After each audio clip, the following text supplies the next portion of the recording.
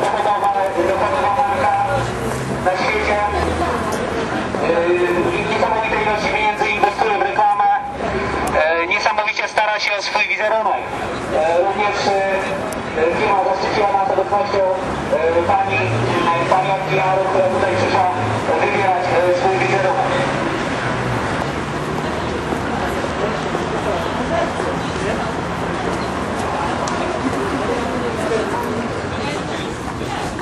Widzimy właśnie, jak działacze związkowi zaczynają się organizować. Mają branżę ze swoimi zamordowanymi kolegami. Dążą do tego, że wreszcie zarządził związek zawodowy Coca-Coli. To wiadomo, jest to bardzo istotne zajęcie. Zobaczymy, co się stanie. Tutaj święty Mikołaj prowadzi projektowanie Coca-Coli. Dowiecie mieć inne zdanie na temat związków zawodowych. Pracownik został zlikwidowany. Po prostu za to, że jest związkowcem. Tolerujemy się mordercy Coca-Coli zlikwidowali kolejnego już trzeciego związkowca. Czy będziemy po prostu zostawiać bierni wtedy, kiedy Coca-Cola likwiduje działaczy związkowych, którzy walczą o bardzo podstawowe prawa, o prawo do wypłaty podstawowych świadczeń socjalnych, o prawo do tego, żeby wypłacane były nadgodziny. Czy będziemy tolerować tak brutalne likwidowanie ruchu związkowego za przyzwoleniem, jak powtarzam, za przyzwoleniem władz korporacyjnych Coca-Coli? Tym, co możemy tutaj zrobić, jest propagowanie tych informacji o tym, co się dzieje w innych krajach, bo nie może być tak, że interesujemy się tylko tym, co się dzieje na naszym podwórku, wspieramy naszymi pieniędzmi firmę, która w innych krajach morduje ludzi. To są właśnie działacze związkowi zamordowani przez Coca-Colę w Kolumbii.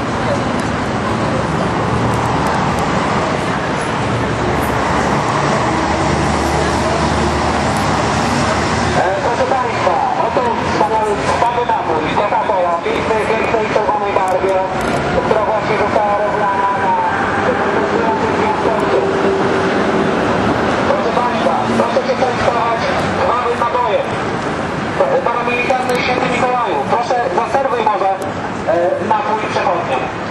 W ramach promocji oferujemy krew związkowców. Działając tutaj możemy właśnie zbojkotować produkty firmy, która łamie prawo człowieka w innych krajach. Wiadomo, że tego typu działania są bardzo skuteczne, gdyż firmy bardzo są czule na punkcie swojego wizerunku. Ludzie mają odrobinę przyzwoitości, nie chcą wspierać koncernu, który morduje swoich pracowników.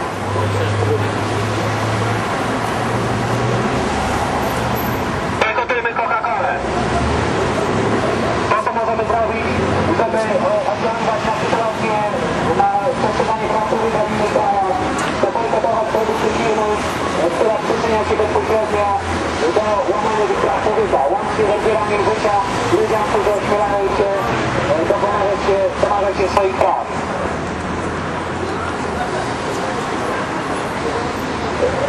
Bojkotujmy krwawy napój, bojkotujmy Coca-Colę.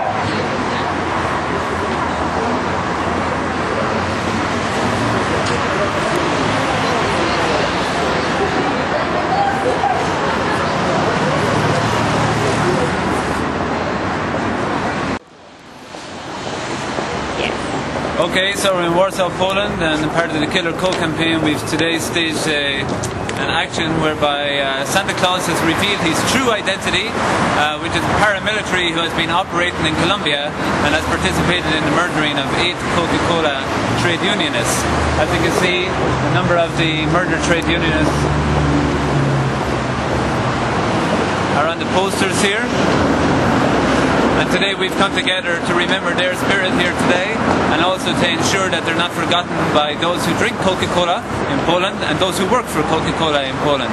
A representative of Coca-Cola is here today, and we've debated with her and also challenged her and her company that they should investigate these human rights abuses, that they should implement international labour standards, which they're capable of doing here in Poland, but which they don't seem to be capable of doing in Colombia, India, Turkey, El Salvador, where many of the human rights abuses have been occurring.